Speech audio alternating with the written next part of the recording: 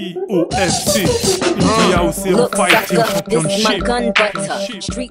Salut l'équipe, bienvenue dans Fight Plus, le podcast qui t'en dit plus sur les sports de combat. Je m'appelle Cédric Certenay, je suis professeur de PS, spécialiste en sport de combat, diplômé de l'INSEP en performance sportive. Aujourd'hui, je reçois un dallon, un ami, Guillaume Piquet. Guillaume, comment il est? Et tout va bien, merci de m'accueillir Cédric, très content d'être là. Salut Fight Plus. Le cadre est quand même sympa, on est à l'Ermitage, Réunion Island.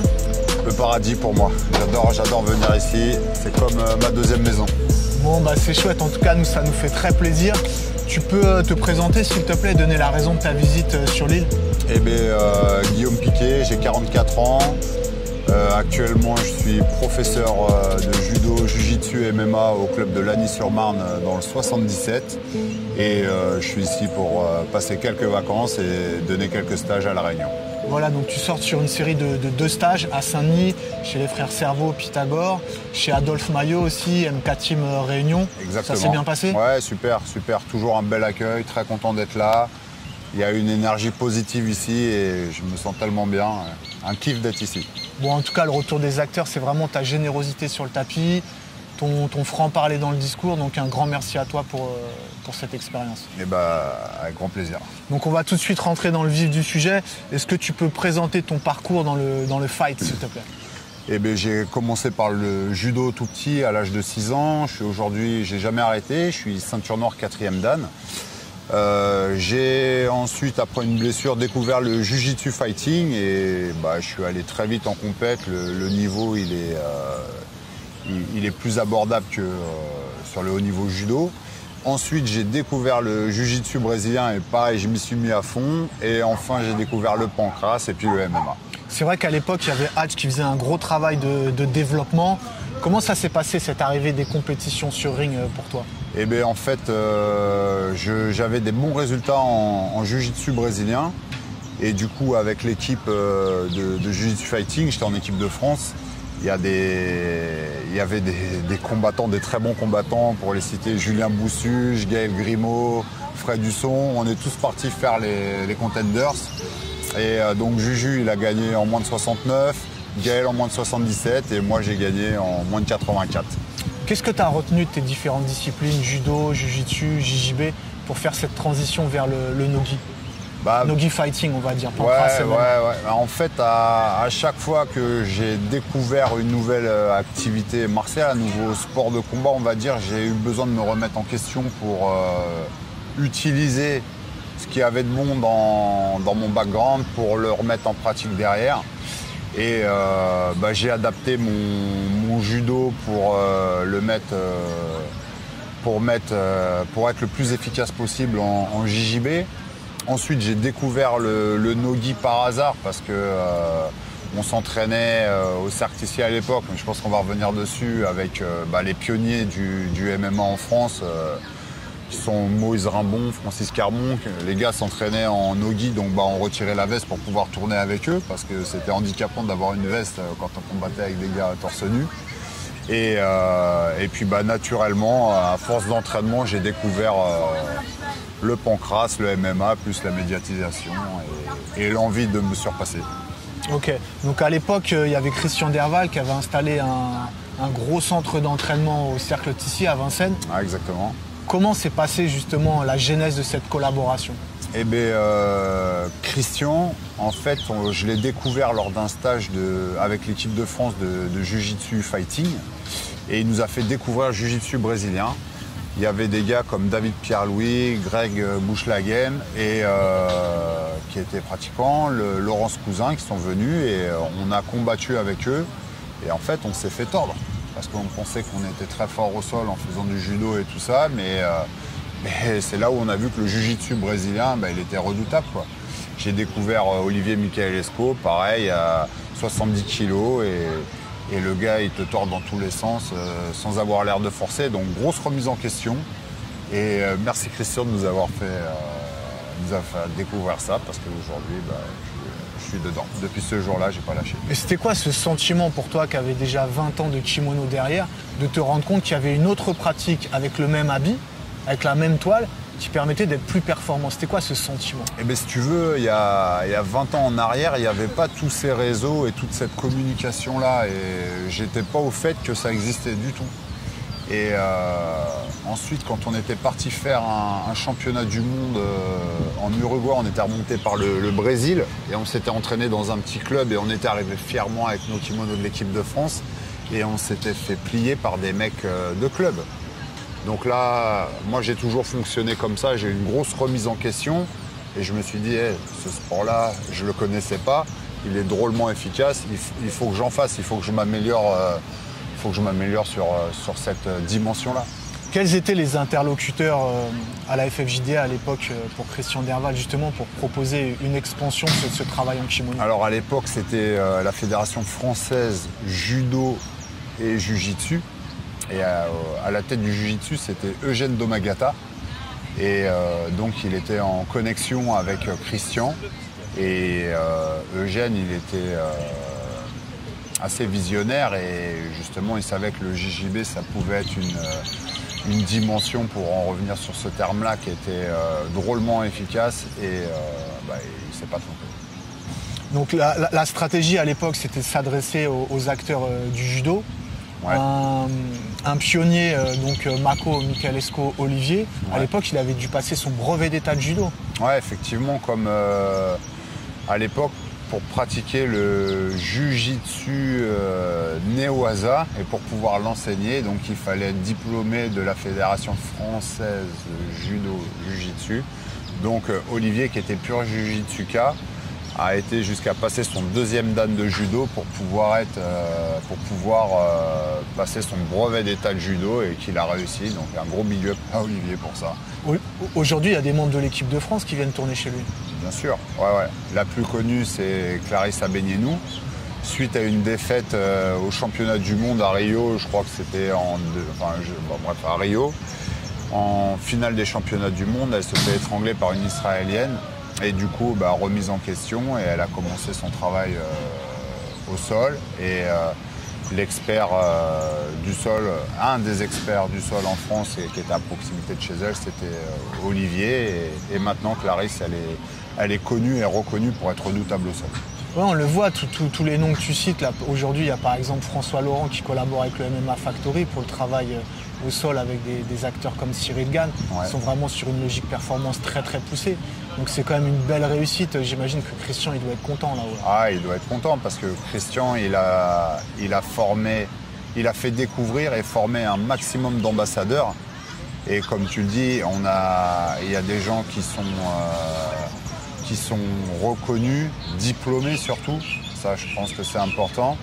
Et performants, parce que toutes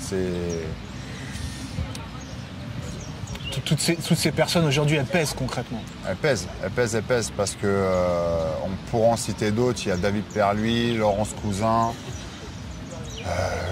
J'en oublie certainement beaucoup, mais tous ces gens après rayonnent partout en France et ils transmettent justement toutes les valeurs et l'essence du jiu-jitsu brésilien qu'a rapporté Christian. C'est vrai que nous, on aime bien appuyer sur les valeurs.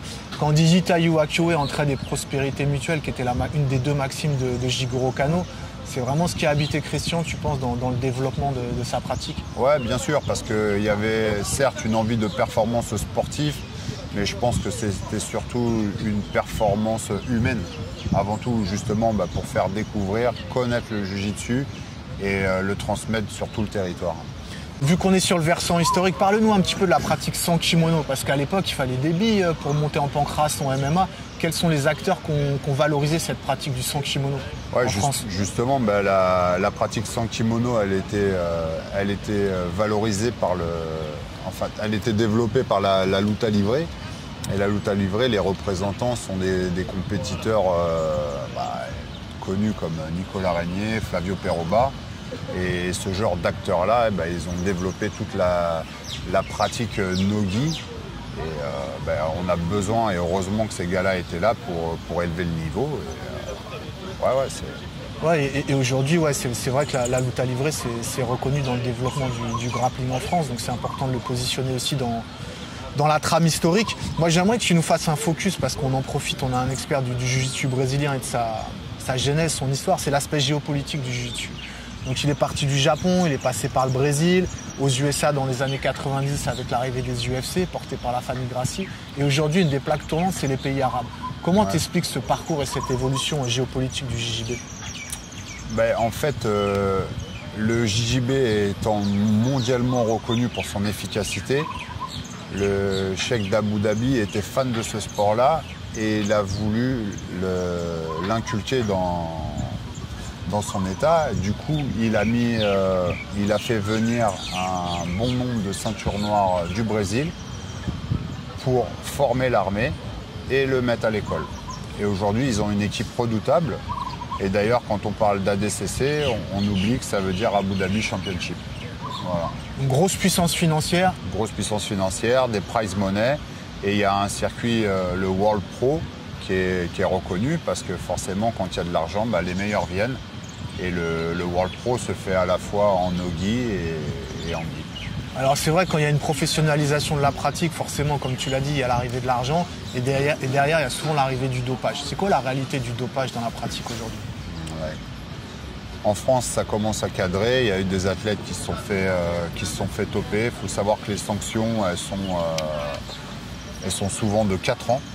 Donc j'étais entraîneur de l'équipe de France et j'ai pu avoir connaissance de plusieurs athlètes qui se sont fait attraper. Après, le dopage, ça reste un fléau dans les sports de combat, mais dans tous les sports. Donc, voilà. Quand c'est un sport amateur, je ne vois toujours pas le... Mais aujourd'hui, on a quand même les tops qui s'affichent sur les réseaux sociaux et qui avouent se charger. Quel est le message en direction de la jeunesse? Tu penses qu'il n'y a pas une dissonance par rapport à ça? Là, c'est un vaste sujet. Le dopage, pour moi, c'est de la triche. On peut pas... Mais après, suivant l'état ou le pays où tu te trouves, en gros, tu peux te charger un peu, mais pas trop. Donc, moi, je reste dans une culture où je bois de l'eau, je mange des fruits et tout ce que tu vas prendre en plus, c'est interdit. Et si tu te fais attraper, tant pis pour toi. Après, que tu te vantes d'être dopé, s'il a un spectateur qui acquiesce, comment dire, C'est l'épisode Gordon Ryan, parce que finalement, il a flambé à la DCC, on l'a vu énorme, et derrière, on l'a vu à l'hôpital. Donc c'est juste le discours en direction des jeunes. Tu te dopes, tu le paieras forcément sur ta santé tôt ou tard. Carrément. C'est l'effet bling-bling. Après, ça n'empêche pas que les mecs, ils sont talentueux, mais le dopage, ça reste de la triche. Donc, voilà, soyons respectueux les uns les autres.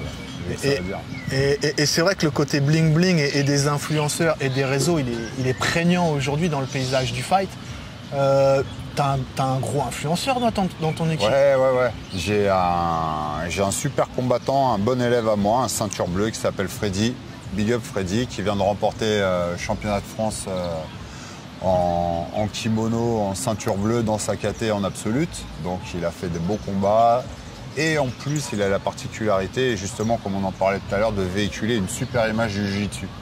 Il donne envie aux gars de faire du jiu-jitsu par ses vidéos, parce que justement, ces vidéos mettent en avant ses résultats, ses performances, mais aussi ses entraînements, ses échecs, son apprentissage. Et tout ça, maintenant, ça fait partie de notre culture d'avoir tous ces échanges via les réseaux. Et encore une fois, il faut que le message y soit bon et pas oublier que la réalité du fight, c'est dur. Donc, quand il faut remettre en place et de dire ouais, t'es champion de France ou nickel, mais le seul vrai champion d'Europe, c'est celui qui est ceinture noire en adulte. D'accord. Donc justement, là, on voit l'apparition de jeunes comme ça qui ont un discours plein de vie, très honnête sur les réseaux. Je pense notamment sur le MMA amateur à Paul Dena. Donc des acteurs comme Freddy. Tu penses que les fédérations historiques, elles pourraient s'appuyer sur ce type de communicants? Ouais, en fédération historique, tu parles du judo, je pense essentiellement. Non, attends. En fédération historique, il y a le judo que je connais un petit peu, comme j'ai été entraîneur national dans cette fédé, sur la partie jiu-jitsu. Pour toucher les jeunes, pour leur donner envie de pratiquer. Ils ont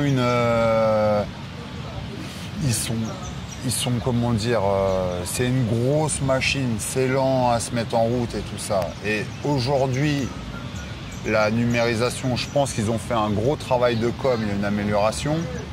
Mais pour toucher les jeunes, je sais pas. De toute façon, je connais pas leur point de vue. J'ai toujours pas compris leur stratégie de développement politique sur le Jiu-Jitsu, je sais pas. Pour moi, aujourd'hui, le principal acteur du Jiu-Jitsu en France, c'est pas France Judo, c'est la CFJJB, clairement. Guillaume, on est passé sur la deuxième partie de ce podcast, la partie enseignement, la réalité du tapis.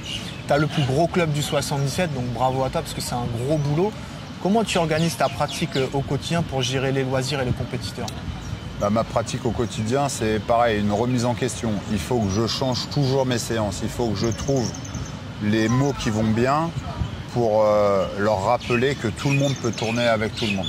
La règle au club, c'est qu'on peut tous apprendre de chacun.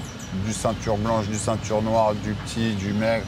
Voilà, on doit être capable de tourner les uns avec les autres et de progresser. Alors, tu as une grosse expérience, tu en as parlé, judo, jiu-jitsu, JJB, pancrace, MMA. Tu as identifié des indicateurs de performance. Comment tu les intègres, ces indicateurs de performance, dans ton enseignement ? Alors, j'ai un modèle de perf qui est assez général et après, pour les loisirs, j'oriente plus certains paramètres. Par exemple, sur le côté ludique, voilà, et ambiance. Pour les compétiteurs, j'aurais plus un modèle de performance qui est précis sur un schéma technico-tactique. D'accord. Voilà. C'est vrai que toi, tu viens du judo, donc on a souvent cette culture d'insister sur les tokuwaza, sur les spéciaux. Comment tu organises avec des compétiteurs cette arborescence, action, réaction, défense, attaque ? C'est quelque chose qui t'anime, toi, en direction de tes compétiteurs ? Ouais, ça m'anime. En fait, on analyse beaucoup. Et après, on fait un espèce de mapping justement pour pouvoir, à partir de cette situation-là, si ça n'a pas fonctionné, quelle solution pourrait se trouver. Et donc, nos compétiteurs, en fait, ils alimentent nos cours parce qu'en fonction de situations qu'on retrouve en compétition, après, on va retravailler telle ou telle stratégie ou technique pour trouver des solutions. Alors récemment, on a vu un combat qui a fait parler un petit peu, c'était celui de Kron Gracie à l'UFC. Ouais. On a dit que c'était un petit peu le jiu-jitsu old school. Aujourd'hui, pour toi, c'est quoi la place du jiu-jitsu brésilien dans le MMA de haut niveau ? Le jiu-jitsu, c'est un art qui évolue tout le temps. Après, il faut distinguer le jiu-jitsu des légers et le jiu-jitsu des lourds. Donc c'est encore une fois, il n'y aura pas de réponse précise. Je dis souvent, le jiu-jitsu, c'est pas une science exacte, quoi. Il va falloir toujours t'adapter, toujours trouver la solution en fonction de tes habiletés motrices, en fonction de ton comportement, en fonction de ton adversaire, en fonction de ta fatigue. Il faudra trouver la solution. Si tu as la solution. Donc, c'est... Et au niveau des différents jeux aujourd'hui, donc là, on parle de la pratique en kimono. Ouais. Donc on l'a vu, dans les années 90-2000, il y avait beaucoup de gardes fermées. Après, il y a eu les berimbolo. C'est quoi la tendance actuelle du JJB là ?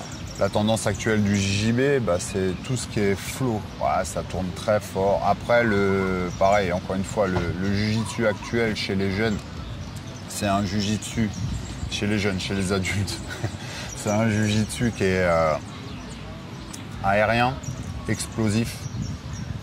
Maintenant, ils travaillent en garde et en top position. Ils savent tout faire. Avant, on avait plus des tendances à rester en passeur, en gardien ou en passeur. Maintenant, les deux travaillent partout. Sur des 10 minutes, le rythme, il est fou. Et alors que sur des compètes master, là, on va retrouver un peu d'old school où ça bloque un peu plus le jeu, où on va gagner, on va chercher l'avantage. Mais encore une fois, moi, je distingue vraiment le jiu-jitsu des légers et le jiu-jitsu des lourds. C'est pas le même jiu-jitsu. Tu as eu pas mal d'athlètes qui te sont passés entre les mains. C'est quoi le bagage qui est important aujourd'hui pour performer, que ce soit en jiu-jitsu ou en MMA ? L'envie de performer. Après, dans mon état d'esprit et ce que j'essaye de communiquer auprès des gars, c'est si lui il y arrive, pourquoi pas toi ? Donc il faut se donner les moyens tout simplement. Pour être fort, toi tu sais bien ce que c'est, mais pour être plus fort que les autres, il faut s'entraîner plus. T'as eu des phénomènes entre les mains, si un athlète qui avait vraiment les prédispositions athlétiques, physiques. Ouais, ben le plus connu avec qui on s'entraînait à ses débuts, c'est Yves Landu. Breaker. Un breaker qui combat maintenant au Bellator. Et donc, il s'entraînait au club. Il était très explosif, très doué, des qualités physiques hors normes, jamais fatigué. Il était très bon. Il était très bon. Il lui manquait juste cette petite soumission. Et quand on a réalisé ça, ouais, tu gagnes tes combats, mais il manque cette soumission. Bon, mais il a travaillé sa soumission et maintenant il a une kimura de dingue et il la place tout le temps. Même si tu sais qu'il va la placer, bah, il te la met parce qu'il est, voilà, il a trouvé son style. Mais ensuite, bah, il est parti combattre en MMA, donc il fallait qu'il fasse que du MMA pour être performant. Et aujourd'hui, bah, c'est un top combattant du Bellator. Et en plus d'être un mec en or, c'est... Ouais, il est sur une série de belles victoires. Ouais, il est sur une série de belles victoires. Ça fait plaisir, les gars qui réussissent comme ça. Ils méritent surtout, quoi. Ouais, c'est des leaders positifs. Ouais, complet. Une énergie positive de dingue. Et voilà, après, il y a Yves qui est passé au club, mais on a même à un niveau plus modeste parce que nous, on est un club associatif, on n'est pas un club privé. Donc, c'est aussi, on touche vraiment plus de loisirs que de compétiteurs. Mais de pouvoir accompagner du compétiteur top niveau au compétiteur de quartier, ben moi ça me va en fait. On va faire un focus maintenant sur ton club. À Lagny, tu peux nous présenter un petit peu la structure s'il te plaît? Ouais, Lagny, donc c'est un club de judo qui a 70 ans. Et le judo, comme dans beaucoup de clubs, à partir de 15 ans, les gamins ils s'essoufflent parce que le judo c'est un sport que tu commences très jeune. Donc quand tu en as fait 5-6 ans, bah, tu commences à avoir fait le tour. Si tu ne performes pas en compète, bah, c'est difficile. Surtout que c'est un sport qui est très compliqué. Et moi au club justement, j'ai mis le MMA éducatif pour les jeunes. Et en expliquant aux enfants que si tu as envie d'arrêter le judo et que tu te mets au MMA, justement, tout ce que tu as appris en judo, ça va te servir pour le MMA. Et quand ils font juste du MMA, je leur dis que si tu fais du judo, ça va te servir aussi pour le MMA. Donc ils peuvent pratiquer plusieurs disciplines au club. Et pareil, toujours avec cet esprit martial que j'ai du judo, puisque mon essence même c'est le judo, donc le code moral du judo, respect, politesse, contrôle de soi, modestie, et mon enseignement, il est basé là-dessus. Quelles sont les personnes autour de toi qui contribuent au succès du club? Le succès du club, comme pour toutes les associations, et particulièrement la nôtre, parce qu'on est passé de 200 à 600, ce sont tous les bénévoles. Voilà, sans bénévoles, on ne serait rien, donc un gros merci à tous. Là, je leur fais des gros bisous parce qu'ils font un travail monstre. Et également mes professeurs, parce que forcément, quand on a 600 adhérents, il nous faut des professeurs. On ne fait pas tout seul, donc on est une grosse équipe. Et justement, voilà. Donc tu as quoi? Tu as des profs en JJB, tu peux les citer s'il te plaît? Ouais, bien sûr. Pour commencer par le judo, donc j'ai Lilian, Fauzi, Guillaume et Baptiste pour le judo. Donc le judo, on les prend dès 3 ans jusqu'à l'infini. Voilà. Ensuite, sur la partie MMA, j'ai Oumar, qui est un combattant à la base de kick et qui s'est mis au MMA et qui a des connexions avec le MMA Factory. Donc on a la chance d'avoir des champions qui viennent au club, donc ça c'est chouette. Et en JJB, on a Tinam et Xavier. Voilà. Donc on a une bonne équipe. Il faut savoir que moi j'exige à mes professeurs, tous mes professeurs sont diplômés. Voilà. Donc la transition elle est toute faite. C'est quoi l'importance de la gestion administrative justement dans le succès de ton club?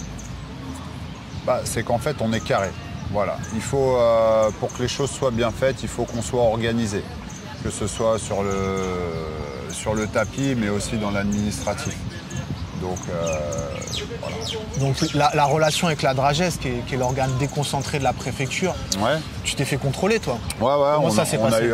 Très bien, on a eu un petit contrôle jeunesse et sport, nous demandant nos cartes professionnelles, les assurances affichées, le listing de nos adhérents, trousse à pharmacie, les différentes choses que l'on retrouve dans des salles. Et justement, moi, j'invite à la jeunesse et sport à contrôler plus parce qu'il y a énormément de personnes qui se disent professeurs, mais c'est pas parce que tu as une ceinture noire que tu es professeur, ça s'apprend, il y a des formations et voilà, c'est notre système et je pense qu'il est bon. Aujourd'hui, on a, comme tu en parlais tout à l'heure, on a des gars comme tu as François Laurent, tu as Olivier, il y a des mecs qui sont diplômés. Moi-même, j'ai été passer mon DES de perfectionnement sportif à l'INSEP aussi pour, d'une part, pour ma formation perso, pour continuer d'évoluer, mais aussi pour montrer l'exemple à mes professeurs, parce que c'est important de continuer de se former, quoi. Rien n'est acquis. Là, on l'a vu avec la délégation en direction du MMA. Il y a de nouveaux acteurs, de nouveaux clubs, il y a une fédération qui se positionne avec des formations. Ouais. Et donc un besoin accru de la part de la Dragesse de contrôler tout ça. Est-ce que tu penses que c'est ce qui fait que la Dragesse est un petit peu plus présente sur le terrain pour contrôler les différents acteurs? Parce que concrètement, il y a une multiplication des contrôles. Ouais, possible. Et puis le MMA, on peut vite faire des rapprochements avec des voyous, avec toutes les actualités qu'on a pu entendre. Donc plus il y a de contrôle, mieux c'est. Plus il y a de contrôle antidopage, mieux c'est. Moi, je suis pour les contrôles. Et, voilà. Comme ça, on fait les choses carrées. Et ça se développe, excuse-moi, ça se développe dans le bon sens, quoi. Le but, c'est qu'on ait une fédération de MMA carrée. Je pense que Lionel Brézéfin, Johnny Frachet, ils travaillent en ce sens, quoi. Il faut que tout soit cadré, alors que c'est pas à nous, les clubs, de commencer à contourner les règles. Il faut jouer le jeu. Il faut jouer le jeu, d'autant plus qu'aujourd'hui, certains font le retour qu'il y a une forme de nébuleuse avec une multiplication des pratiques en cage, MMA, pseudo-MMA. Comment tu fais, toi, pour faire le tri par rapport à tout ça aujourd'hui, avec la multiplication des activités pseudo-MMA en France? Ouais, ben c'est pour ça. Aujourd'hui, il y a une fédération de MMA. Donc, moi, mon club, j'ai affilié à la fédération de MMA. On pratique le jiu-jitsu brésilien. L'année dernière, comme étant pro-judo, je jouais encore le jeu de prendre des licences en judo, mais finalement, ils proposent rien. C'est la CFJJB qui propose quelque chose. J'attendais ça, mais rien ne bouge avec France Judo pour le jiu-jitsu. Donc finalement, cette année, tout le monde dira... je licencie les gars à la fédération de jiu-jitsu brésilien pour faire du jiu-jitsu brésilien. Ceux qui veulent faire du judo chez France Judo. Et le MMA, la fédération française de MMA. Le problème en France, c'est que beaucoup de fédérations, ils veulent tirer la couverture vers soi, mais ça ne fait pas avancer la pratique. D'extérieur, pour moi, ça ne fait pas avancer la pratique. Donc, si tu fais du MMA, c'est pas du grappling fight. Si tu fais du JJB, c'est pas du... je sais pas quoi, du jiu-jitsu, du no-gi-gi, je sais pas quoi. Okay. Ils inventent des noms. Allez, du JJB, c'est du JJB, basta. Bon, en tout cas, ton discours, il est clair et ça a le mérite d'être posé. Je te remercie, Guillaume. On va passer maintenant sur la formation des jeunes. Parce que tu nous l'as dit, le versant éducatif, c'est quelque chose qui t'anime, qui t'intéresse. Comment tu fais pour avoir une formation globale du jeune quand tu le prends en charge? Parce que c'est ta responsabilité, c'est toi qui échanges avec les parents. Ouais. Comment tu fais pour avoir une formation globale du jeune? Déjà, on ne ment pas sur la réalité du projet. Le jeune, on va l'orienter, on ne va pas décider à sa place. On va vouloir le guider pour le mettre dans les meilleures conditions. Après, on est conscient qu'il y a des hauts, il y a des bas dans une saison, dans une carrière. Mais encore une fois, on est là pour former des jeunes à avoir un certain niveau, mais surtout un standing. Les arts martiaux, ça va nous servir et ça nous sert, nous on a cette expérience-là, ça nous sert dans la vie de tous les jours. Avoir cette résilience, pour avoir toute cette combativité pour réussir, pour aller au bout des choses. Et moi je les accompagne dans ce sens. Après, encore une fois, s'il y a la performance sportive, je suis là parce que je pense maintenant avoir les compétences pour l'aider. Mais j'ai aussi cette ouverture. Moi seul, je pourrais pas... je suis pas... comment dire? tout seul, je ne peux pas y arriver. J'ai besoin d'avoir des coachs. Il a besoin d'entendre d'autres personnes. Il faut prendre à droite et à gauche. Il faut avoir cette ouverture d'esprit pour progresser. Cette performance sociale là, et éducative, c'est vraiment une grosse attente de la part des parents? Ouais. Je pense qu'ils mettent les enfants aux arts martiaux pour ce genre de choses. S'ils ne savent pas, par exemple, sur du MMA, faire un enchaînement pied-point, lutte, parfait, c'est pas grave. Mais si le gamin il s'est amusé, si le gamin il a réussi. De ton club, cette performance sociale et l'idée d'inclure tout le monde dans le même groupe, finalement, comment tu l'organises, toi? Vous faites des gestes en direction des individus qui sont plus en difficulté, plus vulnérables? Parce que je sais que tu es vigilant par rapport à cette performance sociale au quotidien au niveau de ton club de l'année. Ouais, sur de l'associatif, donc on est du social, on est dans l'entraide. Voilà, donc il y a des familles qui sont dans le besoin. Par exemple, cette année, avec l'Ukraine, on a accueilli 2 Ukrainiens, donc c'était super. Et puis 2 Ukrainiens, on a aussi un petit qui a des troubles autistiques, donc on partage. Et justement, le fait que les élèves viennent aider, expliquer comment fonctionne le club, pas forcément le professeur, moi je me dis ça y est, j'ai réussi une partie de mon boulot, quoi. Et ça c'est chouette, parce que ça leur servira dans la vie de tous les jours.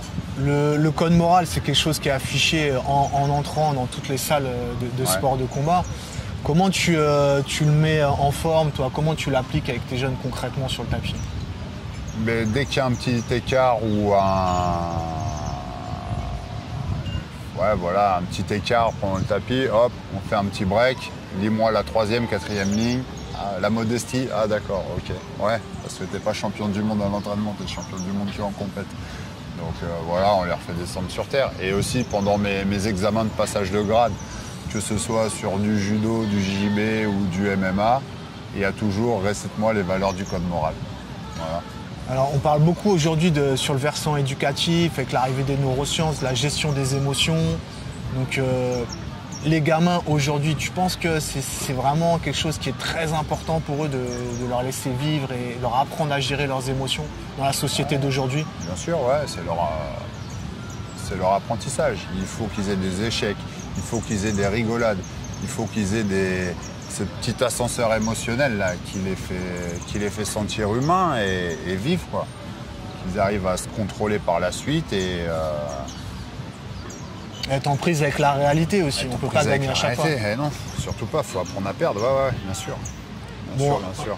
Un dernier mot, c'est sur l'environnement aujourd'hui. Donc là, on est début septembre, l'UFC va arriver en France. Ouais. Ça fait un gros boom pour les clubs, l'UFC en France? On l'a senti l'année dernière. L'UFC, c'était le 3 septembre. Et on a eu une demande d'essai et ensuite d'inscription je pense, grâce à la médiatisation et l'UFC Paris. Donc cette année, on a encore l'UFC à Paris. C'est très bien placé pour la rentrée, quoi. C'est bon pour les clubs. Bon, c'est bon pour les clubs. Ce sera le mot de la fin, Guillaume. On a quand même passé en revue différentes thématiques. Moi, je te remercie pour ta générosité, ta disponibilité. J'espère que vous avez apprécié. N'hésitez pas à mettre vos commentaires. Je te laisse le mot de la fin, Guillaume. Un grand merci, Cédric, pour l'accueil, pour le cadre, pour tout. Et puis, à très vite sur les tatamis. On se voit bientôt. Ouais. Je retrouve Guillaume. Merci à toi. À bientôt.